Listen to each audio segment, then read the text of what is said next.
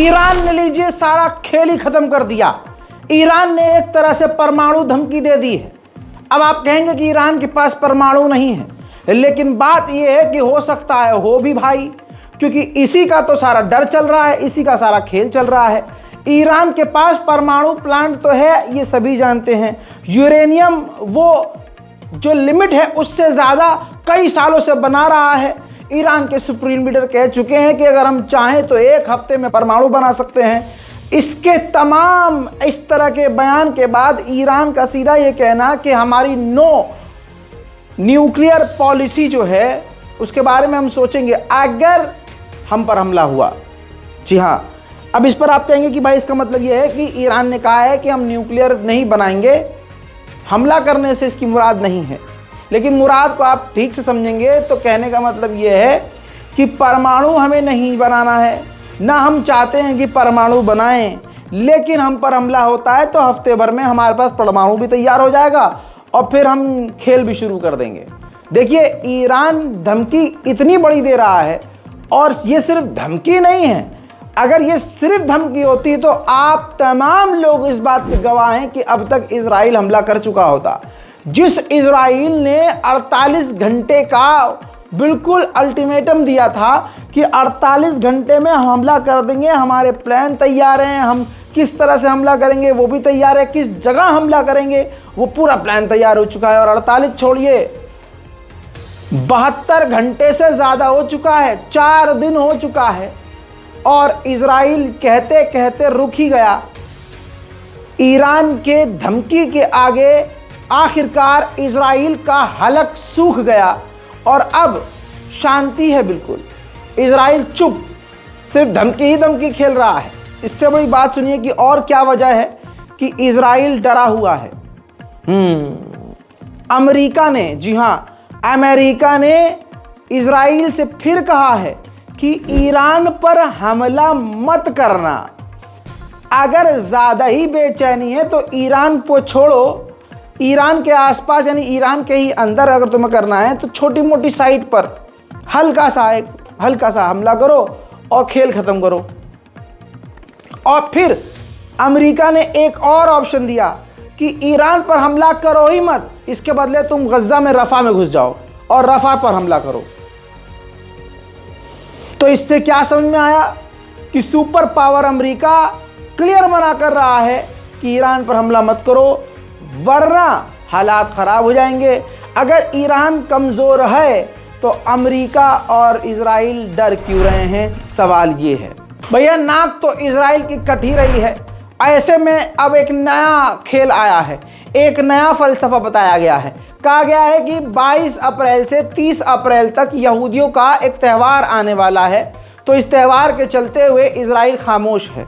ये त्यौहार ख़त्म होने के बाद इजराइल ईरान पर अटैक करेगा। ईरान के एक बड़े अखबार तस्नीम ने, आप ये देखिए, फ्रंट पेज पर ही इजराइल के कमांडर को, जी हाँ, बिल्कुल उसी की ड्रेस पहना दी जो एक वक्त का सबसे बड़ा तानाशाह था, हिटलर, और उसको हिटलर करार दे दिया। अब जाहिर सी बात है, इससे इजराइल को खुला खुला ईरान जलील कर रहा है। मेरे दोस्तों, वहीं ईरान ने भारत से अपनी दोस्ती निभाई है। भारत ने कहा कि जो ईरान ने जहाज़ जब्त किया था उस पर हमारे जो 17 इंडियन मेंबर थे वो भारत सुरक्षित आ चुके हैं। ईरान ने उन्हें रिलीज़ कर दिया है। हमास के लीडर मूसा अबू, हमास के ये है डिप्टी लीडर हैं, इन्होंने कहा, पूरा बयान सुनाऊंगा, उन्होंने कहा कि ईरान के इजराइल पर ख़तरनाक और पावरफुल अटैक के बाद गज़ा के अंदर जो किलिंग रेट है और ख़ासकर हमास को निशाना बनाने वाला रेट है इजराइल का, वो कम हो गया है। أشارت إليه إيران برد هذا العدوان بأنه انعكس مباشرة على العدوان على شعبنا الفلسطيني في غزة. كان هناك تغير هائل في الجبهة في غزة، انسحب كل الطيران الإسرائيلي بما فيه الطائرات المسيرة والدرونز وغيره، لم يبقى في سماء غزة شيء من هذا، توقف القصف। सच्चाई यह है कि डर इजराइल को है, क्योंकि ईरान ने ये करके दिखा दिया कि हमारी मिसाइल और हथियार तुम्हारे इलाके तक डायरेक्ट पहुंच सकते हैं। तो अब कहीं ना कहीं इजराइल को डर है। अब ईरान ने उससे बड़ी धमकी एक और दी कि अगर हमारे न्यूक्लियर साइट को इजराइल ने निशाना बनाया तो हमने भी इजराइल की तमाम न्यूक्लियर साइट को पहचान लिया है और हमारे निशाने पर हैं। अल्लाह अकबर। ये सिर्फ धमकी नहीं है। अब आप कहेंगे कि ईरान के पास सैटेलाइट कहाँ से है, तो भूल जाते हैं क्या? पूरे साल आपको बीच बीच में ताज़ा ताज़ा अपडेट देता रहता हूँ। चैनल को सब्सक्राइब कर लीजिए ताकि ऐसी बड़ी खबर आपसे मिस ना हो। ईरान अपनी सैटेलाइट रूस के ज़रिए अंतरिक्ष में भेज चुका है। रशिया पूरी तरह से ईरान की सैटेलाइट में और अंतरिक्ष के प्रोजेक्ट में मदद करता है। उसी सैटेलाइट के ज़रिए इजराइल के तमाम न्यूक्लियर पावर प्लांट की जानकारी ईरान के पास है। उधर मेरे दोस्तों, अमेरिका और ब्रिटेन ने ईरान के ड्रोन, न्यूक्लियर प्रोग्राम और मिलिट्री पर कई तरह की, ईरान की जो नेवी है उन पर कई तरह की पाबंदियां लगा दी हैं। देखिए, अमेरिका की सरकार खुद कह रही है, ऑफिशियल ने खुद बताया है, अमेरिका के सीनियर लीडर ने बताया है कि जब इजराइल ने ईरान के ऊपर हमला किया दमिश्क पर, सीरिया की राजधानी दमिश्क पर, ईरानी दफ्तर पर, तो अमेरिका से यानी हमसे पूछा नहीं था इजराइल ने, सिर्फ बताया था कि हम हमला कर रहे हैं। और उसी वक्त अमेरिका ने यानी हमने नाराज़गी जताई थी, बाइडेन ने नाराज़गी जताई थी कि गलत कर रहे हो।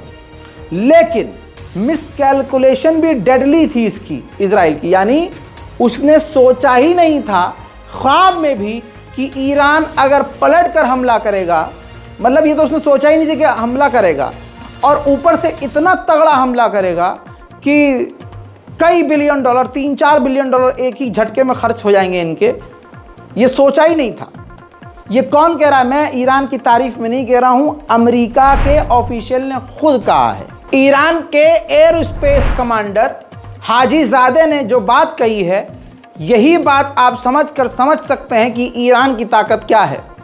भारत पाकिस्तान में रहने वाले शियों के कत्ल को सवाब का काम बताने वाले ऐसे बहुत सारे लोग हैं जो उम्मत के ही लोगों को गिराने की कोशिश करते हैं। अब कोई भी दुनिया का मुसलमान ये नहीं कह सकता कि वो कौन से मुसलमान थे जिन्होंने हज़रत अली के सर पर तलवार मारी नमाज के दौरान। अब कोई नहीं पूछ सकता यार वो कैसे मुसलमान रहे होंगे जिसने नबी के नवासे को, उनकी पूरी आल को वहाँ कत्ल कर दिया करबला में, और उसके बाद नमाज भी पढ़ी। वो कौसे, वो ये ही मुसलमान थे जो दिन रात ईरान को गरिया रहे हैं। यही आपस की लड़ाई, आपस के मतभेद अलग, सगे भाइयों के बीच भी फसाद होते हैं, लेकिन जब बात उनकी ज़मीन पर आ जाती है, बात उनके ईमान पर आ जाती है, उनके बाप दादाओं पर आ जाती है, तो दोनों सगे भाई फिर सड़क पर नहीं लड़ते हैं और उस वक्त सब भुला देते हैं। लेकिन ऐसे लोग भी आप मार्केट में अब देख रहे हैं जो लगातार, अभी तो शांत थे, लेकिन जैसे ही ईरान अचानक से चमका, ईरान के लिए लोगों के दिलों में मोहब्बत पैदा हुई, इज्जत बढ़ी, फौरन इन्होंने एकदम से सब काम धंधा बंद करके मौलाना साहब लग गए ईरान की बुराई करने में। चाउमीन जैसी दाढ़ी, अभी ठीक से दाढ़ी नहीं आ रही है, खूब गरिया रहे हैं ईरान को। ईरान ने अपने लिए किया है, ईरान के पास ऐसा कुछ। ईरान की ताकत सुन लीजिए। अब हाजीजादे ने कहा है कि जब हमने इजराइल पर ये जो हमला किया, अपनी मिनिमम पावर से किया था, पुराने ड्रोन, पुराने हथियार, पुरानी मिसाइलें, और हमने हाइपरसोनिक मिसाइल नहीं दागी। उन्होंने कहा कि हमने हल्के फुल्के, बल्कि उन्होंने कुछ हथियारों के नाम बताए, जैसे शाहिद हज कासिम और एक सैजिल और हाइपरसोनिक 2 मिसाइल। ये तो नाम लेके हाजीजादे ने बताए हैं ईरान के एयरोस्पेस कमांडर ने कि ये तो हमने दागी ही नहीं, लेकिन अब अगर इजराइल कोई गलती करता है तो हम अपनी पूरी ताकत से हमला करेंगे। चीज़ें समझने की कोशिश कीजिए। ईरान के राष्ट्रपति ने खुद कहा है कि 10 देश मिलकर हमारी सारी मिसाइलों को नहीं रोक पाए। बात हकीकत है ना भाई, हमने खुद देखा, राष्ट्रपति को बोलने की जरूरत ही नहीं है कि अमेरिका, जर्मनी, फ्रांस, ब्रिटेन, ये नंगा जॉर्डन पता नहीं कितने सारे देशों ने मिलकर, जो सामने भी नहीं आए लेकिन पीछे से पूरी तरह से ईरान की मिसाइलों को रोक रहे थे। बता देना चाहता हूं, फिर भी ईरान की कई सारी मिसाइलें, कई सारे ड्रोन, कई धमाके इजराइल की सरजमीन पर हो गए। वही बात ईरान के राष्ट्रपति ने कहा कि 10 देश मिलकर भी हमारी सारी मिसाइलों को, सारे हमलों को ये 10 के 10 देश मिलकर भी नहीं रोक पाए। हुथीस के जो लीडर हैं यमन में मौजूद, उन्होंने ईरान की तारीफ करते हुए कहा कि गज़ा में, फिलिस्तीन में जो मुजाहिद हैं उनको अकेला यही ईरान है जो हथियार प्रोवाइड करवा रहा है। उन्होंने कहा कि 2 हफ्तों में हमने 14 टारगेट किए हैं और जो न्यूट्रल शिप हैं, यानी जो बिल्कुल इजराइल के सपोर्ट में नहीं है और किसी के विरोध में नहीं है, उनको किसी से मतलब नहीं है, हमने ऐसे जहाज़ों को निशाना नहीं बनाया है। साथ में उन्होंने कहा कि इजराइल लगातार कत्लेआम कर रहा है, अंतर्राष्ट्रीय कानूनों का उल्लंघन कर रहा है, गाजा के अंदर ज़्यादा से ज़्यादा मदद पहुंचनी चाहिए। خطری برای کشتی‌ها وجود ندارد. کشتی‌هایی که عازم فلسطین اشغالی و به نفع رژیم اشغالی اقدام نمی‌کنند و عمل نمی‌کنند، برای آنها هیچ خطری وجود ندارد. بنابراین ما تاکید می‌کنیم که اقدامات ما خطری برای کشتیرانی بین المللی به شمار نمی‌رود. دشمن به لحاظ بر اساس این عملیات‌ها متحمل خسارت‌های سهم زیادی شده است. امریکا و انگلیس نیز که خود را एक तो वैसे ही इजराइल इस वक्त सच में सहमा हुआ है, दूसरी तरफ ईरान ने जनाब नए ड्रोन दिखा दिए हैं और ये ड्रोन की असली तस्वीर जारी नहीं की है, एनिमेशन जारी किया है, उसका एनिमेशन फुटेज जारी किया है। लेकिन एक्सपर्ट का मानना यह है कि इसी तरह से अब तक जितनी मिसाइलें हैं, जितने ईरान के पास हथियार है, इनका भी पहले एनिमेशन ही लॉन्च किया था, लेकिन दुनिया हंसी थी और उसके बाद अब फंसी है, क्योंकि असल में जो एनिमेशन लॉन्च किया, एनिमेटेड वीडियो, बाद में उसके हथियार भी असल में वैसे ही निकले। देख लीजिए ईरान ने जो नए हथियार दिखाए हैं, यानी नए ड्रोन जो दिखाए हैं।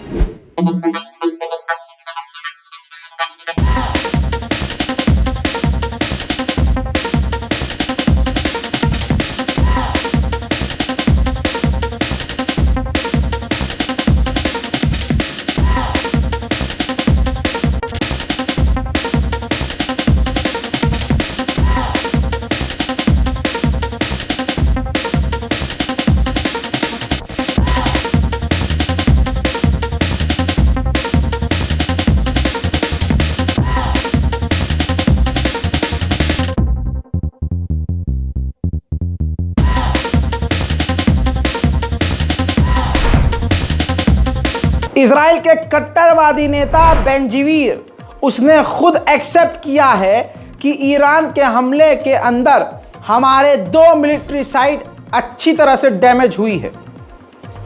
तो दोस्तों, यहां बैठे हुए कुछ मुल्ले कह रहे हैं कि इजराइल का कुछ नहीं हुआ, लेकिन अब सच सामने आ रहा है। इजराइल दुश्मन अपने मुंह से कह रहा है कि नुकसान हुआ है।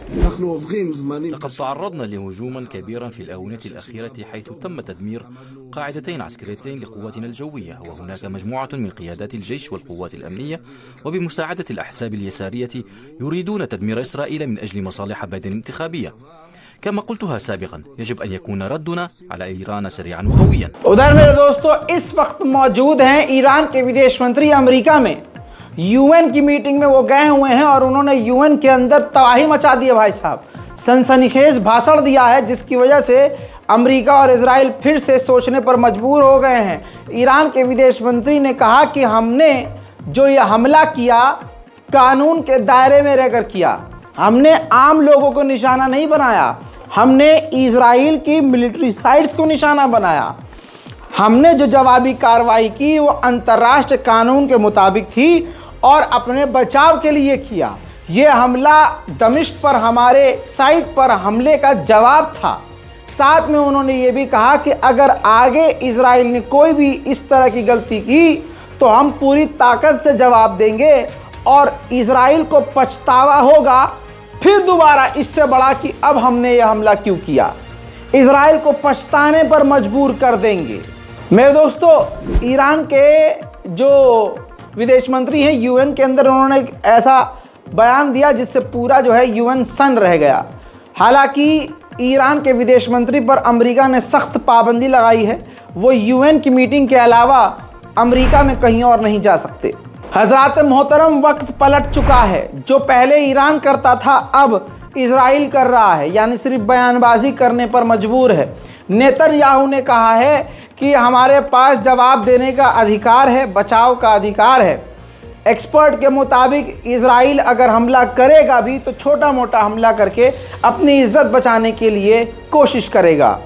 यानी आज से पहले ईरान के वैज्ञानिक, ईरान के जो साइंटिस्ट, ईरान के कमांडर जिस तरह से इजराइल ने मारे, कत्ल किए और उसके बाद ईरान सिर्फ बयान देकर चुप हो गया, अब वक्त यह है कि इजराइल भी सिर्फ बयान देके खामोश हो रहा है। हजरात, यूएन के अंदर ईरान के विदेश मंत्री ने अमेरिका की आंखों में आकर डालकर उसको नंगा कर दिया।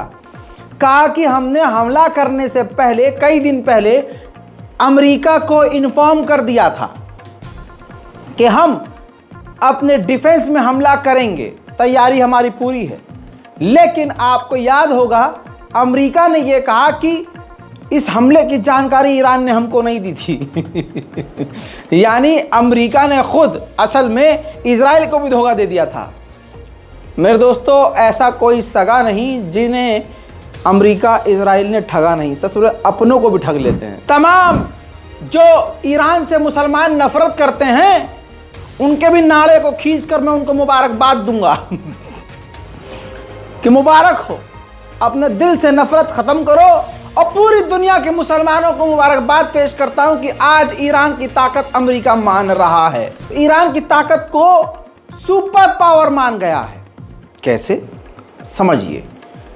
अमेरिका के खुफिया एजेंसी CIA का डायरेक्टर चीफ विलियम बॉन्ड्स, उसने कहा कि ईरान ने जो हमला किया इजराइल पर, इजराइल हमारे बिना और अपने यानी हमारे साथियों के बिना ईरान के इन हमलों को रोक नहीं सकता था। हमने और हमारे साथियों ने आने वाले मिसाइलों, ड्रोन को रोका। अकेले इजराइल इन हमलों को ईरान के रोक नहीं सकता था। तो तवज्जो चाहूंगा इस बात पर कि CIA ने डिक्लेयर कर दिया है कि ईरान का सामना अकेले इजराइल कर नहीं सकता। हजरात, खुद इजराइल के पूर्व एयर डिफेंस चीफ ने कहा है कि ईरान सुपर पावर है। ईरान सुपर पावर है हमला करने में और मिसाइल, ड्रोन में। कौन कह रहा है? इजराइल ने कह दिया है, सबूत है। ये ईरान की तारीफ मैं नहीं कर रहा, आप नहीं कर रहे, दुश्मन कर रहा है कि ईरान सुपर पावर है मिसाइल में, ड्रोन में, अटैक में, लेकिन डिफेंस में बेकार है। वो अपना बचाव कर नहीं पाएगा, उसके पास डिफेंस सिस्टम अच्छे नहीं है। हम यूं ही जाकर हमला करके वापस आ सकते हैं, लेकिन ये तो इज्जत बचाने वाली बात हो गई। तुम वापस आ जाओगे और ईरान पहले ही कह चुका है कि फिर उसके बाद हम क्या करेंगे। अब भैया दबाकर शेयर बटन पर क्लिक कीजिएगा। इस रिपोर्ट को तमाम मुसलमानों तक शेयर करने में हमारी मदद कीजिएगा। चैनल पर नए हैं तो चैनल को सब्सक्राइब कर लीजिएगा। मैं हूं रजा और आप देख रहे थे रजाग्राफी। जय हिंद।